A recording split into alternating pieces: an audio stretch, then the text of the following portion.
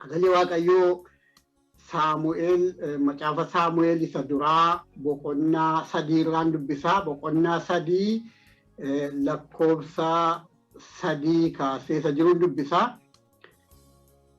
Maqaa gooftaatiin nan dubbisaa. Saamu'eel immoo iddoo qulqullaa iddoo saanduqa kakuu Waaqayyoo jiru keessa hin ciisaa ture. Ibsaan Waaqayyoo ammallee hin dhaamne. Waaqayyo yommus Saamu'eeliin hin waame. Saamu'eelis kunoo asan jira jedhe. Gara Eelii fiigee kunoo gara Eeliitti fiigee kunoo asan jira maal jette jedhee Eeliin garuu ani si hin waamne deebii ciisi jedheeni. Innis deebi'ee hin ciise. Hammas Waaqayyo Saamu'eeliin hin waame. Innis ka'ee gara Eelii dhaqe. Kunoo asan jira maal jette jedhee Eeliin garuu yaa ilma koo ani si waamne deebii ciisi jedheen. Kanaan dura Waaqayyo yeroo dubbii isaa isatti mul'isee waan hin beekneef dubbii isaa isatti mul'isee waan hin beekneef Saamu'eel akka Waaqayyo isa waame hin barre. Waaqayyo ammas si'a sadaffaa Saamu'eeliin hin waame. Inni ka'ee gara Eelii dhaqee kunoo asan jira maal jette jedhe. Waaqayyo mucicha akka waame Eeliin kanarratti hubatee Saamu'eeliin dhaqii ciisi yoo inni ammas si waame yaa gooftaa koo garbichi kee hin dhaggeeffataatii dubbadhu jedhiini jedhe. Saamu'eelis deebi'ee dhaqee idduma isaan ciise. Kana booddee Waaqayyo dhufee achi dhaabbatee akkuma isaa si'a duraa Saamu'eel Saamu'eel jedhee hin waame. Saamu'eel immoo yaa gooftaa koo garbichi kee hin dhaga'aatii dubbadhu jedhe. Maqaan gooftaa kan ulfaatu haa ta'u. Asirratti Waaqayyo Saamu'eel Eeliitu qooda fudhataa. Iddoo kanatti hin dubbataa Waaqayyo. Saamu'eel immoo gara Eeliitti fiigee gaafata. Halkanii ribaa ka'eetu dhaqa jechuudha. Yeroo 3 dhaqaa. Yeroon sagalee Waaqayyo iddoo kana yaadu yeroo darbe waa'ee Saamsoon walii dubbifnee turre. Waa'ee Saamsoonii wajjin waan wal fakkaatu waan qabuuf iddoon kun baay'ee isaa seenaan kun natti tolee. Seenaa nama kanaatiin seenaa Saamu'eeliinis qabee Waaqayyo waan itti dubbatadhee yaadee maaltu wal fakkeessa yoo jettanii ijoolleen Saamu'eel inni jedhamuu fi Saamsoon inni abboota firdii keessatti seenaan isaa barreeffame ijoollee dhabduuti. Dubartii mucaa da'uu hin dandeenye irraa dhalatan. Kana adda isaan godha jedhanii yaadu garuu immoo waan nama dinqisiisu tokkotu jira. Inni yoo jettanii seenaa Saamsoon yoo fudhannee ergamaan Waaqayyoo dhufee itti dubbatee mataa isaarra qarabaan hin ga'uu Waaqayyoof kan filameedha jedheetti dubbata. Asitti garuu dubartii dhabduutu Waaqayyotti boo'ee Waaqayyoof wareegdi. Maal jettee wareegdi? Nama kanarra yoo dhiira ta'ee namatti naa kennitu dhalata ta'e yoo dhala naa kennite yoo dhiira ta'e qarabaan mataa isaarra hin ga'u jettee kan kakattu yookaan immoo kan Waaqayyoof waadaa galtu isheedha. Isheetu gashaa Waaqayyoof gashuuf yookaan immoo wareega Waaqayyoof wareegdi jechuudha. Karaa ishee dhufa jechuudha. Namatu Waaqayyoof wareega jechuudha. Namatu Waaqayyoof mucaan kun siif kan filame haa ta'u yoo ati naa kennite jedha jechuudha. Baay'ee na dinqaa. Seenaa isaa kana akkamitti akka Hannaan kadhatte yoo duddubbatti deebinee ilaalle baay'ee nama dinqisiisa. hannaan dhabduu taatee masaanuun seemmoo mucaa qabdii turte, ijoollee qabdii turte. Hannaan yeroo hunda gadda keessa jiraatti, dhabduudha, homaa hin deenye. Waaqayyo garuu amanamaadha. Waan ittiin akkuma haadha Saamsoon waan ittiin hojii hojjechuu barbaadeef gadameessa cufe Waaqayyo. Maqaan isaa kan ulfaate haa ta'u, garuu Waaqayyo Waaqa amanamaa, Waaqa kadhatamuu danda'u. Waaqa yoo kadhatanii nama jalaa howwaachuu danda'u ta'uusaa argitu. Hannaan hin gadditii turte. Abbaa manaa ta'ettis hin gungumtii turte, akka sagalee Waaqayyoo irraa dubbifnu. Seenaan jireenya ishee seenaa gaddaa, seenaa masaanuun ittiin qoccoltu, masaanuun itti qoostu, masaanuun itti gahistuudha. Seenaan ishee hamma Saamsooniin Waaqayyo kennuufitti kana ture. Waa'ee kadhannaa Hannaa yeroo yaadu na dinqa. Dubartiin kun mucaa tokko gaafa naa kennitu yoo dhiira ta'e siifan dabarsee kenna, mana kee keessa akka jiraatuuf jettee waadaa galte. Namni kadhatee boo'ee Waaqayyo irraa argate tokko deebisee kennee manatti galu nama baay'ee dadhee yaadu.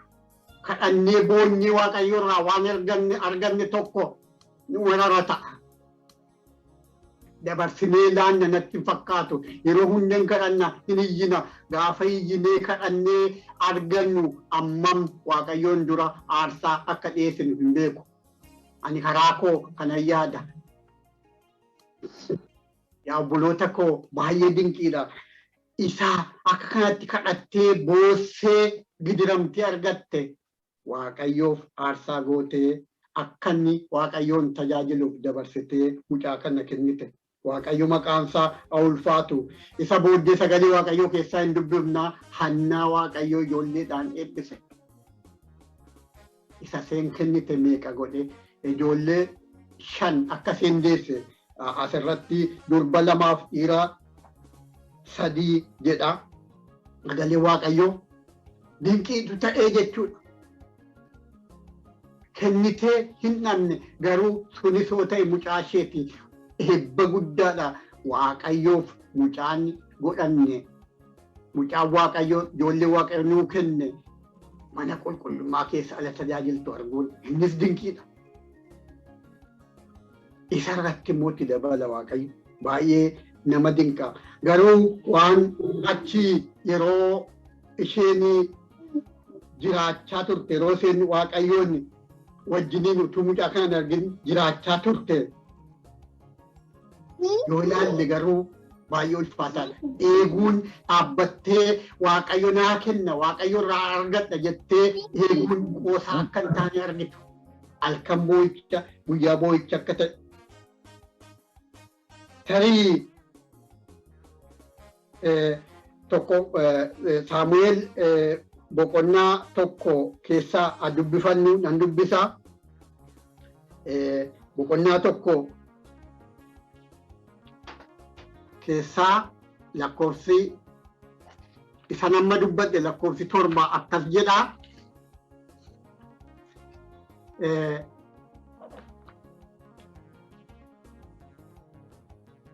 Kunis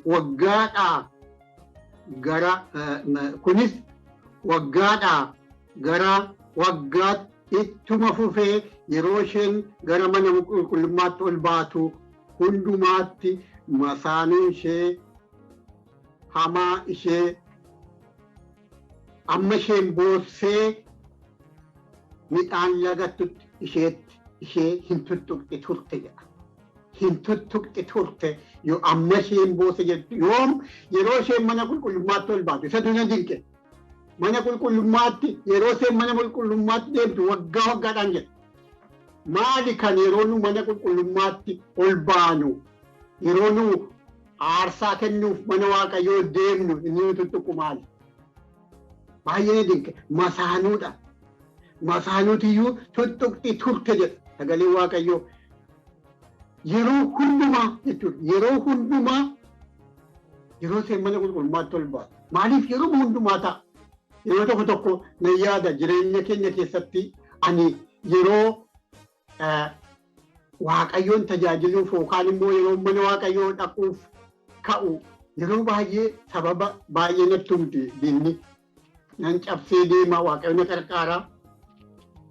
Laloonni yeroo baay'ee kaleessa sanbata duraa nagaa taatee yeroo baay'ee sanbata guddaa obboloonni waldaa wajjin deemu hin beektu. Sanbata guddaa yeroo hunda dhukkubsattee faana biraa yeroo hin deebi'u mootarii fayyiteetu na eegdi.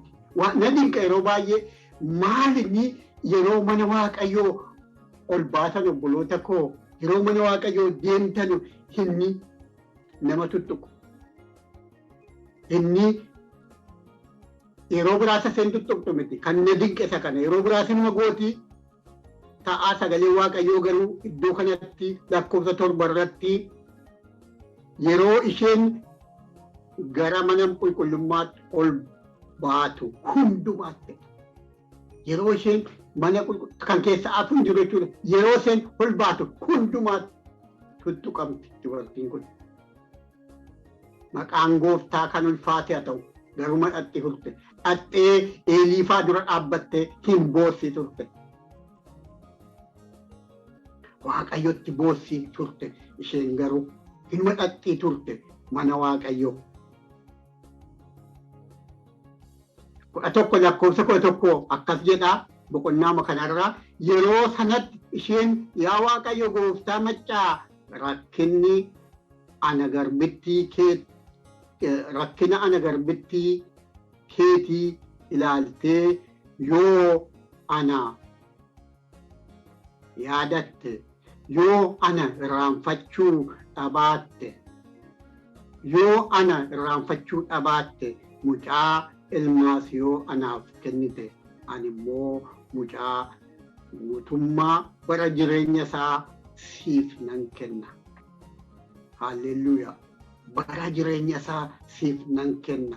Qarabaan mataa isaarra hin ga'u jettee hin wareegde. Maqaan Gooftaa kan ulfaate haa ta'u. Yoo mucaa naa kennite yoo na irraanfachuu dhabaatte yeroo tokko akkana yaaduu dandeenya. Yoo na irraanfachuu dhabaatte yoo na yaadatte yoo gadhaa koo dhageessette ta'e. Yaa Gooftaa tarii na irraanfattee ni yaadne yeroo waggaa dheeraan darbu yeroo waggaatti yeroo hundumaa yeroo ol baatu yeroo masaanuutti geesstu waggaatti waggaa dhufu sana waggaa chaanu sana hinuma Waaqayyootti deddeebitanii hin waaqeffattu. Waaqayyoon dura deddeebitu garuu inni sitti geessu numa geessa. Yeroo sana hoo maal yaaddu laata? Yoo na yaadattaayyuu yoo na yaadatte yoo na irraanfachuu dhabaatte yoo na yaadatte jetteetu na irraanfachuu dhabaatte. Yoo na yaadatte yoo na irraanfachuu dhabaatte jettee wareega Waaqayyoof wareegde. Waaqayyo maqaan isaa kan ulfaate haa ta'u. Waaqayyo garuu Waaqa nama yaadatudha. Waaqa yoo nu irraanfanne irraanfatu miti. Jajanna Gooftaa keenya Waaqa keenya Waaqa akkanaa qabna obboloota koo. Yeroo baay'ee mogoleen nu mudhuka. Hin gaddina. Hin kadhanna. Hin boonna. Namni illee nutti maali kuni yeroo waggaan kadhataa yeroo bo'aa jedha ta'a. Yeroo isheen bo'aa turte Eeliit hin galle. Eeliin nama Waaqayyoo isa dibe raajii Waaqayyoo yookaan immoo luba Waaqayyooti. Garuu dubartii garaan ishee gadde hin barre. Yeroo tokko akka kana namni namaan beeku obboloota koo garuu Waaqayyo amanamaadha. Garuu ani garbittiin kee nama garaan ishee gadde jette. Haartee gadditee Waaqayyoon dura dhaabbatte obboloota koo. Waaqayyo maqaan isaa bara amma baraatti kan ulfaate haa ta'u. isa nama yaadatu, isa kadhata namaa hin daganne, isa hin irraanfanne.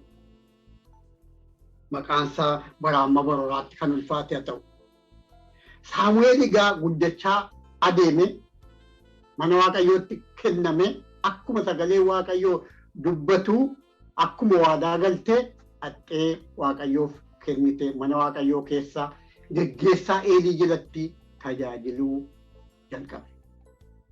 Boqonnaa 3 keessa isa gahu lakkoofsa 1 jalqabnee yoo dubbifne seenaa umtii macaafa Saamu'eel tokkoffaanii seenaa amma gaafa Hannaan Waaqayyoon dura dhaabbattee hamma gaafa masaanuun seesee qoccoltuu jalqabee amma ulfooftee deessee mana Waaqayyootti kennitee Saamu'eel tajaajilee darbu kana hunda of keessaa qaba.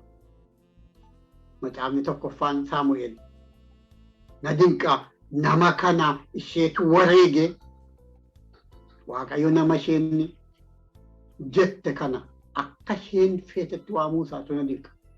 Waaqayyo nama fedhe waama, waamee raajii isa godhee amma raajiin Saamu'eel dubbatu lafan bu'u jedhamutti amma kanatti Waaqayyo dibee isa kaase. Haalleluuyaa, maqaan isaa bara amma baroraatti kan ulfaate ta'u. Tarii Hannaanuu kana yaadde natti hin fakkaatu. Nama akkanaa ta'ee darba, nama mootota gurguddoo dibu ta'ee darba jettee yaadde natti hin fakkaatu. Garuu Waaqayyo Waaqa amanamaa ta'uu isaa argitu. Hannaa irraa akka hin taane Waaqayyo irraa akka ta'e argitu. Na dinqisiisa kun. Maqaan isaa kan ulfaate haa ta'u. Egaa tajaajila isaa keessatti kanarraa baay'ee keessa koo deemu xinnoo jabeessee dubbachuu fedhu waamicha isaa kanaa wajjin kan wal qabate isanii buleettiin koo sila jedhaa turte Waaqayyo karuma adda addaan dubbataa. Waaqayyo har'as karaa adda addaa dubbataa, akkuma bara sanaa dubbataa. Kanani ilaaluuf yaadu hin waamame. Ribaa keessaa Waaqayyo isa waame. Akkamitti owwaate isa jedhu ilaaluun barbaada. Akkamitti owwaate maal yaade laata? Maal yaade Saamu'eel yeroo itti dubbate? Inni Eelii jalatti tajaajilaa. Nama Waaqayyoo Eelii jalatti tajaajilaa. Geggeessaa Eelii jalatti Waaqayyoof hojjetaa ture jedha. Boqonnaa 3 lakkoofsi 1. Garuu bara sana keessa Waaqayyo darbee malee hin dubbatu, takkaa malee hin dubbatu. Reeriidha sagaleen Waaqayyoo jechuudha. Bara kana olaata. Dhugumaan akkuma yeroo hunda dhageenyu, yeroo hunda namni dubbatu sagaleen Waaqayyoo dubbatama jedhamu, iddoo hundatti dubbatamu Waaqayyo kana jedhamu moo har'as tarii reeriidha laata? Tarii takkaa duwwaa dubbata laata? Waaqayyo takkaa duwwaa Waaqayyo dubbataa ture. Sagaleen Waaqayyoo baay'ee hin dhaga'amu ture. Kanaaf akkaataa isaas hin barre ta'a. Saamu'eel Waaqayyo dubbata dhees hin yaadne ta'a. Kanaan duras muuxannoo Waaqayyo isatti dubbatu hin qabu ta'a. Hin beeku ta'a. Obboloota koo asirratti garuu Waaqayyo yeroo isa waamu, yeroo Waaqayyo isatti dubbatu Eeliitti akka fiige dubbata sagalee Waaqayyo. Yeroo 3 hirribaa ka'ee maali geggeessaan koo Eeliin hirribana dhawwalee iyyaanne. Yeroo 3 immoo kan biraatu na waamaallee nama biraan na waamaallee iyyaanne. Eeliitti fiigaa ture. Yeroo 3 deeme. Yeroo 3 ala deemu maaliin yaadanii yeroo Waaqayyo nama waamu. Obboloota koo yeroo tokko waan Eeliin yeroo Waaqayyo nama dubbatu waan Eeliin nama dubbate fakkaachuu danda'a. Inni ulfaataan garuu yeroo Eeliin dubbatu Waaqayyo dubbate inni yeroo fudhannudha. Akka yaadutti bara kana keessa Eelii baay'eetu dubbata. fooniin dubbata, namni dubbata obboloota koo. Yeroo sana kan Waaqayyootiin yoo yaadne isa tulfaataa natti fakkaata.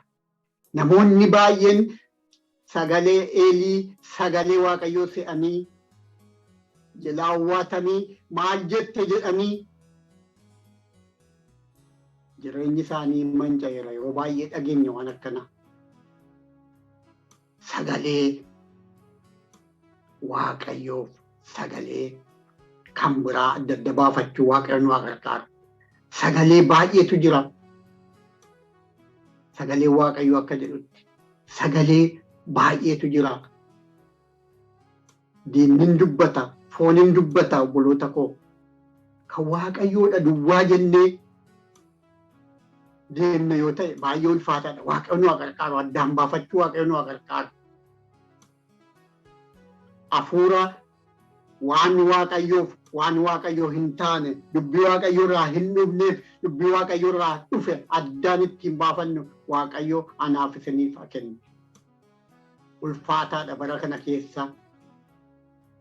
Baratti Waaqayyoos dubbatu Yo'eel keessa akka jirutti Waaqayyoo bara boodaatti barri isaa amma jennees yaaduu dandeenya. Bara hafuura Waaqayyoo biyya lafaatti ergu. Bara itti gurguddoonni raajii adda addaa arganu.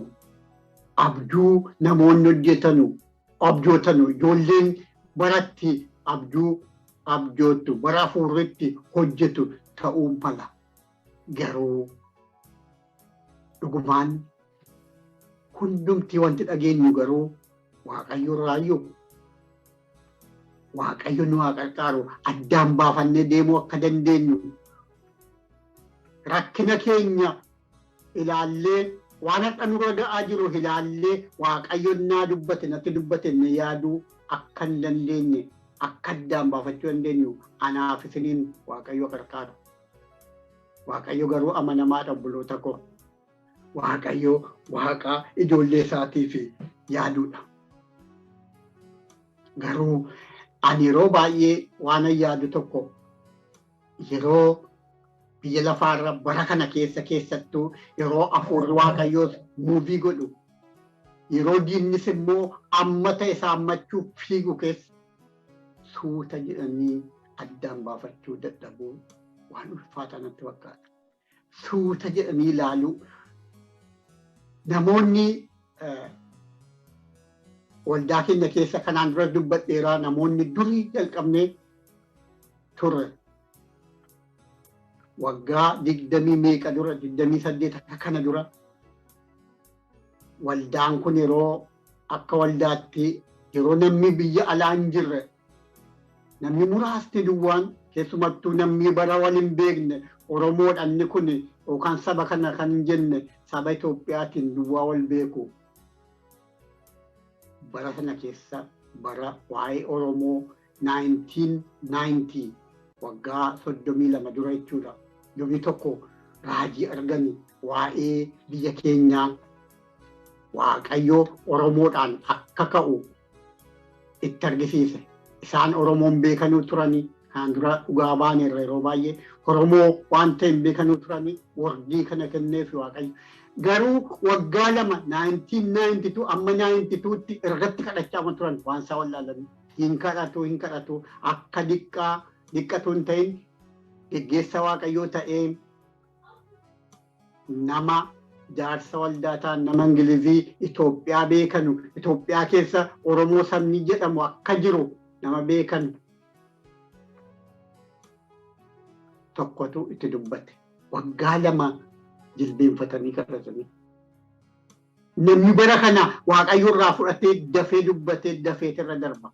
Isa booddee namni kun amma 94 amma 94 akka Baayibilisteediitti waldaan kun dhaabbattu 94tti ta'anii jechuudha. Waansaa dubbachuuf waansaa hin galleefi ture duraan. Erga kun ta'ee booda eegga isaan raayii kana waan kana arganii booda dhugumaan dargiin kufee jedhe. Dhugumaan Oromiyaa wanti dhaabbatee wanti Oromoo dubbatan bara sana keessa biyya alaa kana wanti dubbatamu hin jiru. Namni waan Oromoo jedhamu faranjiin illee yoo itti dubbattani wanta akkanaa jiraa sabni akkanaa jiraa siniin jedha hin beeku saba kana ture. Na dinqana garuu geeddarumsa Waaqayyoo uume. Isaan garuu hin argani saba sana Waaqayyoo akka kaasu akka yaadatu argani.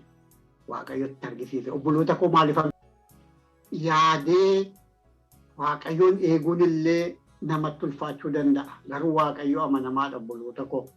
Waaqayyo garuu waan jedhe Waaqa godhuudha. Waaqa nuu eeggatuudhas yeroo tokko Daawit of eeggannaadhaan deddeebi'aa jedha sagalee Waaqayyoo. Kanaaf Saa'oliin isa argannee ture jedha. Yoo tokko of eeggannaadhaan deddeebi'uu dadhabuu Waaqayyoonis ulfina inni qabu wajjiniin deemuu dadhabuu ta'uu mala. Waan tokko lama Waaqayyo dubbateef Waaqayyo yeroo dubbatu immoo dhaga'uuf maal akkamitti deddeebi'uu nurra jira laata kan jedhu waan tokko lama dubbadheeni gara dhumaatti adeema.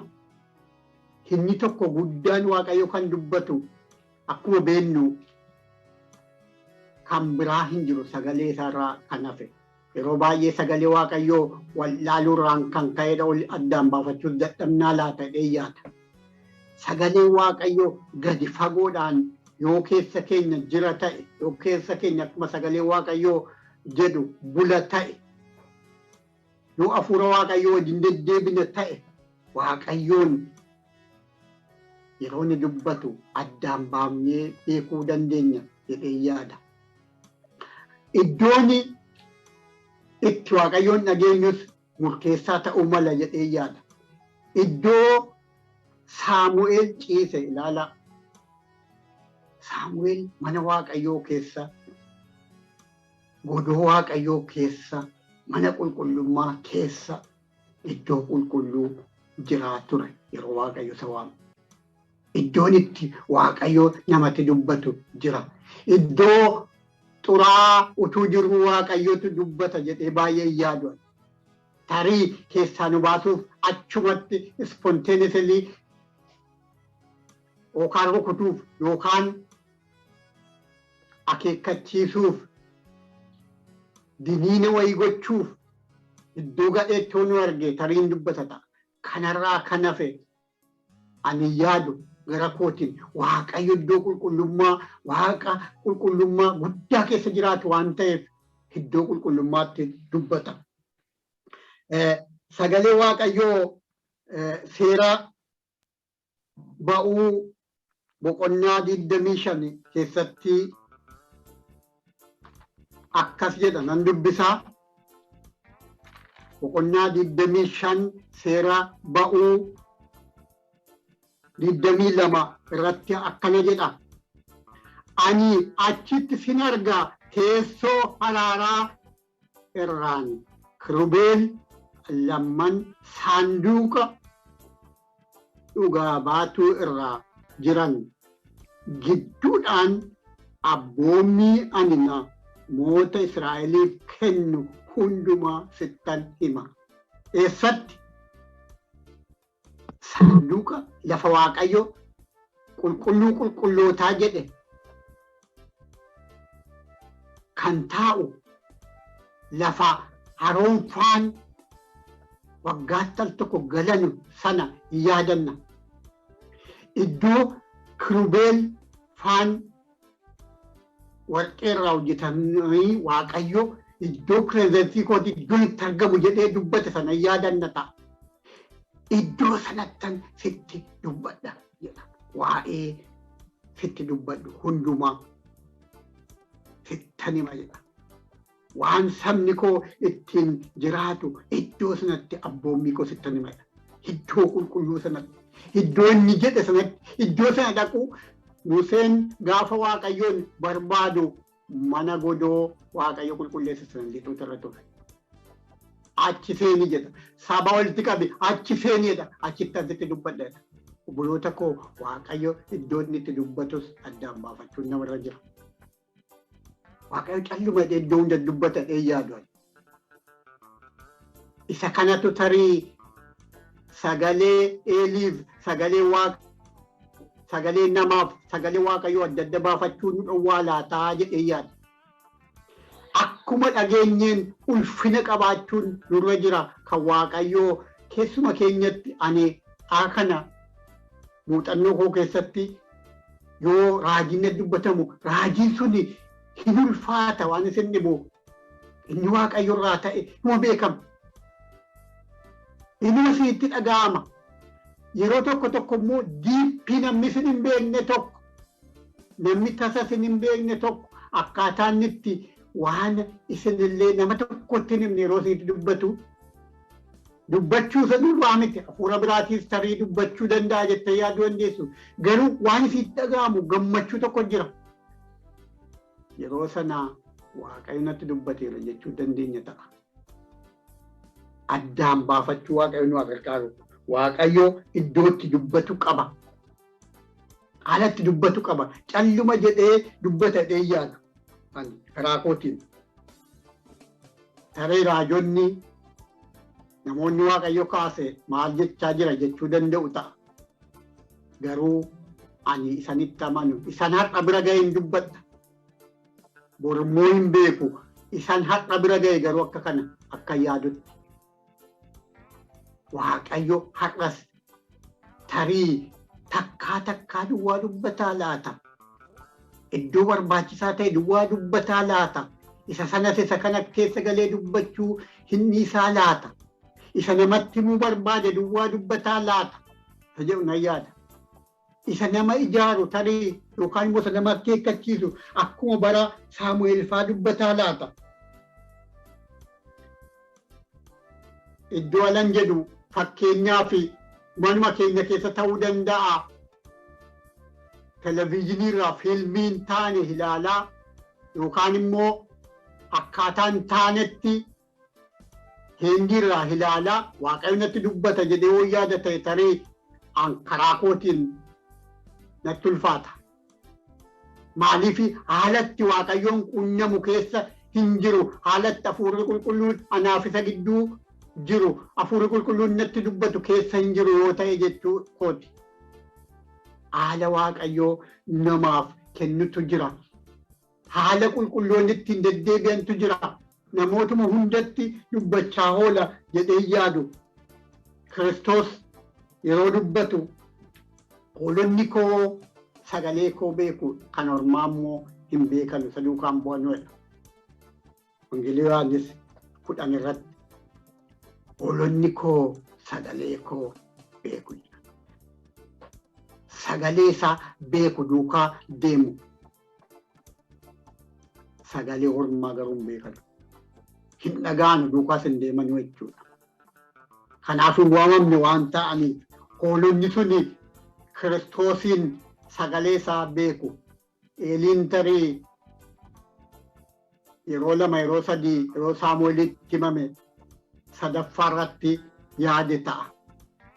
Sagaleen kun kan koomiti tarii kan Waaqayyooti jedhee Saamu'eelis eggatti himamee booddee sagalichi kan Eelii akka hin taane galeef obboloota koo. Jireenyi hafuuraan adeemuu irraa barachaa deemna. Guyyaa tokko kan Eelii dhageenyee kan Waaqayyoo nutti fakkaateera ta'a. Guddina keenya keessatti garuu iddoo tokkotti kan Eeliidha. Kan Waaqayyoodha jennee deddeebi'uun nurra jira. Kanaaf akka yaadutti guutummaan sagalee Waaqayyoo guutummaan dubbii Waaqayyoo sin keessa jiraatu kan jedhu sagalee Waaqayyoo. Guutummaadhaan sagalee Waaqayyoo nu keessa jiraate. Qunnamtiin nu Kiristoosii wajjin qabnu murteessaadha jedhee yaada. Qunnamtiif sagaleen nutti jiraannu suni baay'ee deddeebii keenya keessa Waaqayyoon dhaga'uuf sagalee isaa identifaayi gochuu keessatti nu gargaara jedhee yaada. Egaa Saamu'eel isa booda maal jedhaanii Waaqayyoon egaa yeroo afuraffaa Waaqayyoo Eelii itti himee yeroo afuraffaa Waaqayyoo dhufee dubbate. Waaqayyoos waan natti tolu sana tokko amma inni baratee sagalee itti himamees namni Waaqayyoo itti himee amma inni sagalee Waaqayyoo irraa dhufe kan Waaqayyoo jedhee amma yaadee dhaqee ciisu. Edaa Eeliin na waamne yeroo sadii calluma deddeebi'e jedhee yeroo inni ciisee Waaqayyoon eeggatu amma sanatti obsee afuraffaatti deebi'e. Maqaan isaa kan ulfaate haa ta'u bara baraatti. Waaqayyoota kana yaadan. Iddoon itti dogoggore, iddoon itti naa ta'uu didee karaa malee deeme, iddoon sagalee addaan baafachuu dhabetti Waaqayyo deddeebi'ee natti dubbataa laata. Maqaan isaa ulfaatu warra Waaqayyoo akka godhu Waaqayyoo nama barsiisudha. Isa booda Waaqayyo yeroo itti dubbatu Eelii waan tokko jedheen tokko si dhagaa garbichi kee jedhee lammataa dubbadhu. Yeroo kana yeroo yaadu hii tokko fedha dubbadhu natti dubbadhu hii tokko immoo garbichi kee hin dhagaa. Garbichi kee hin dhagaan anis akka yaadu namoonnis akka jedhan wiilii argisiisu jechuun Waaqayyo fedha malee hin godhu jireenya keenya keessatti. Garbichi kee hin dhagaa. Sin dhagaa maaloo natti dubbadhu. Kanaaf fedhuuf hawwuu qabna. Eebbachuu qabna jechuudha. Waaqayyo anaaf isiniin kana irratti gargaaru. Dubbadhu. Garbichi kee si dhagaa jedhe Waaqayyo isa booddeetti dubbate. Boqonnaa 11 irra isa jiru hin dubbifne garuu Waaqayyo waan itti dubbatetu jira gaa. Maqaan Gooftaa bara amma baraatti kan ulfaate haa ta'u. Kan na dinqu tokko sagalee Waaqayyoo keessaa Maariyaam Luqaas keessa isa jiru yeroo dubbifannu Maariyaam miila Kiristoos jala teessee waa inni dubbatu dhageessii turte sagalee Waaqayyoo. Miila isaa jala teesse Maariyaam. Miila Kiristoos jala teesse. Maartaan kanaaf hin argitu hojiin hin qarqaartu jetteen isheen garuu isa caalaa filatte Kiristoos. Miila Kiristoos jala nama taa'ee Kiristoos dubbatu dhaga'u anaaf isiniin haa godhu Waaqayyo. Miila Kiristoos iddoon itti dhaga'anu tokko miila Kiristoos jala taa'uudha jechuudha. Isa barte Maariyaam. Kiristoosis isheen isa filatte jedha. Miila isaa jala teenyee dhaga'uu Waaqayyoon waa qarqaaru obboloota koo. Iddoo Maartaan hojjechaa jirtu sanatti dhaga'uu hin danda'amu. Iddootti wanti baay'een kaa'osii ta'u keessatti dhaga'uu hin dandeenyu. Iddootti miilli isaa jiru miila isaa jala teenyeetu dhageenya.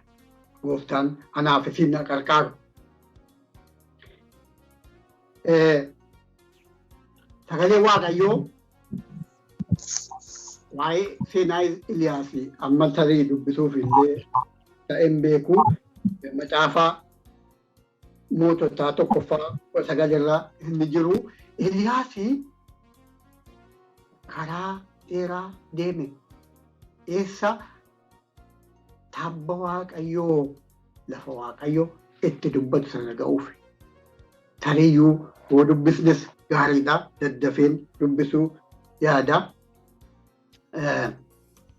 Yookaan immoo namni baafate dhuunfa dubbisuu macaafa moototaa isa tokkoffaa 19 sagalee amma 13 namni baafate soo dubbise nan gammada.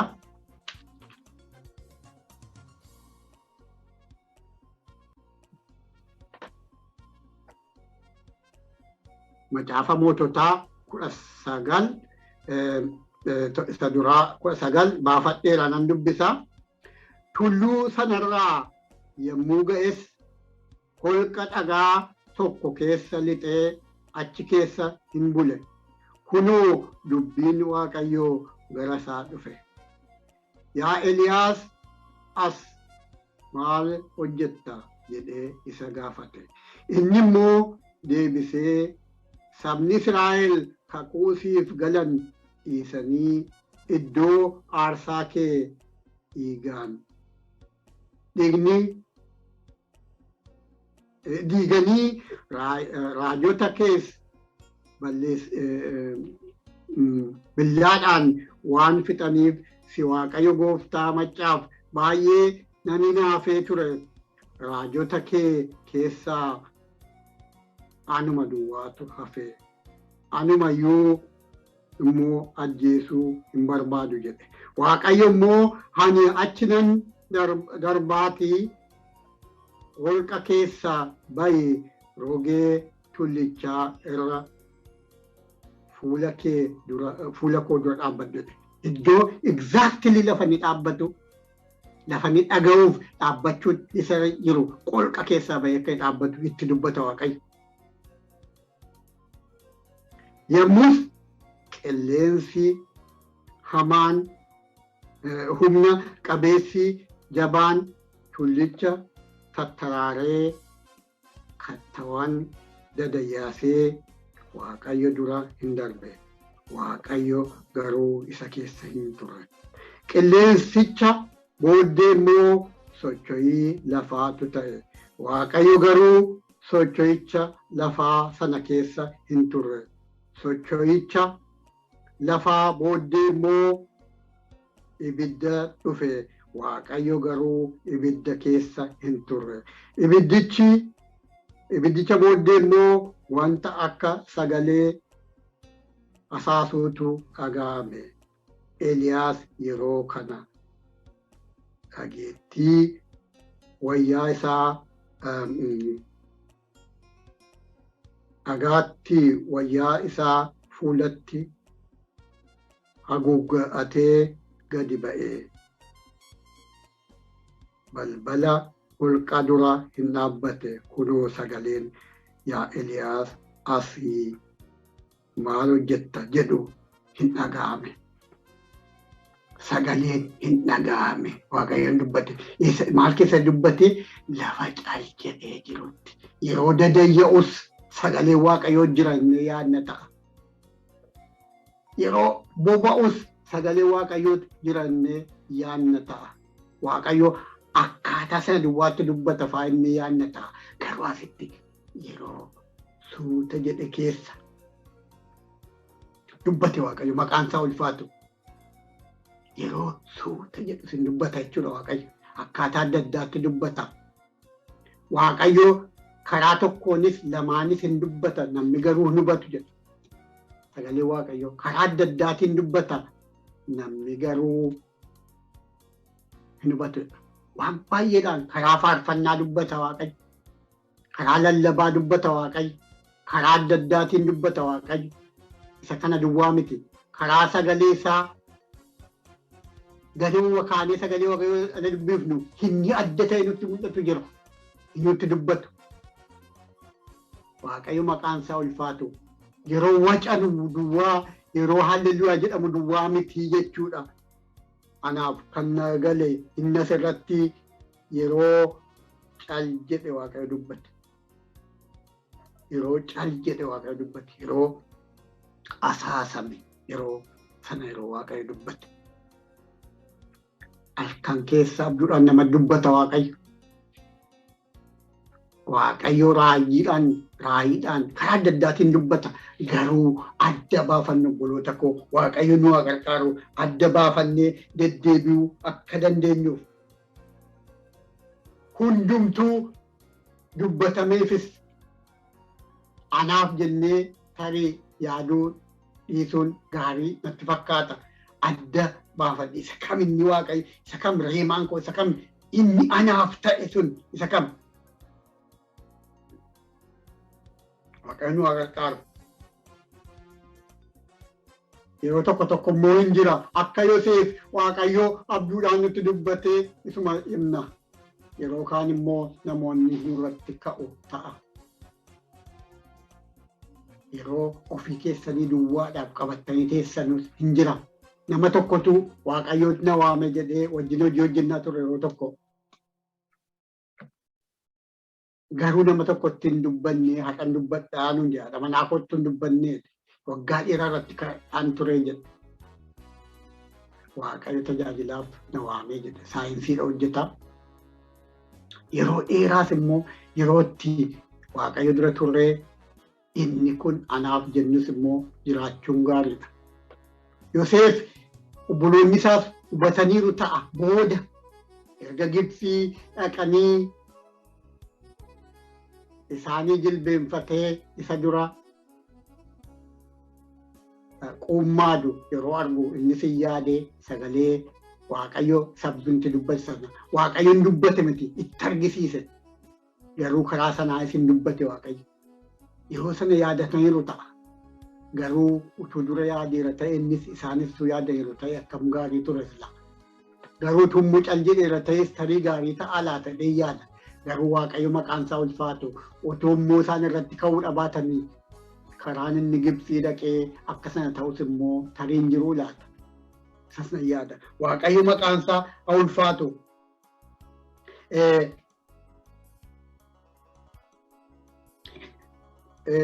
Dubbadheeralleeti yaada isaa garuu nan dubbisaa sagalee Waaqayyoo keessaa Qorontos tokkoffaa Qorontos lamarra isa jiru yaada isaa dubbadheera. Lamarra inni jiru lakkoofsi 15 akka jedha namni hafuuraa waan hundumaa shaallaga isa garuu namni tokko illee hin shaallagu jedha. Namni hafuuraa waan hundumaa shaallaga calluma ilaalatu hin ta'in hin qora jechuudha. Hin qora isa booddee qoree shaallagee ittiin bira ga'ee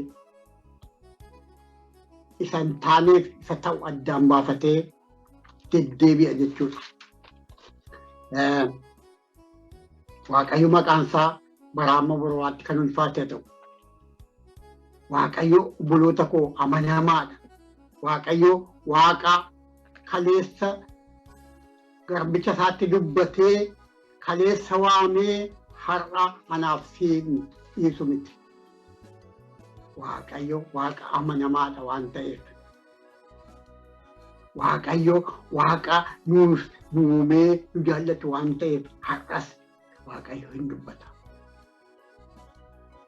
Bara kana keessa garuu baratti sagalee Waaqayyoo bara Saamu'eel fa'aa tarii macaafni hin jiru. Waaqayyo daarektii dubbata, karaa lubootaa dubbata. Isarraa kan darbe wanti dhaga'amu hin jiru. Har'a garuu yuutuubii jira. Waan adda addaatu jira. Intarneetiidhaan karaa adda addaatiin argitu.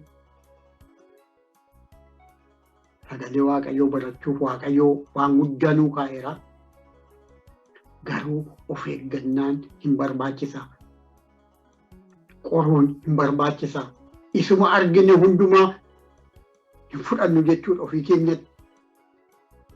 Sagaleen akka yaadutti eelii hin baay'ata.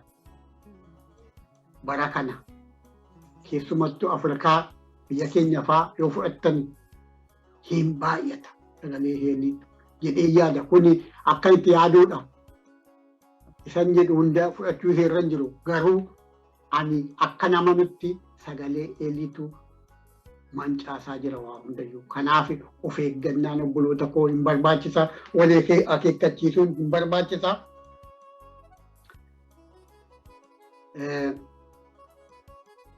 Dhumarratti Qolaasiyaas 3 irraa dubbiseen fixa.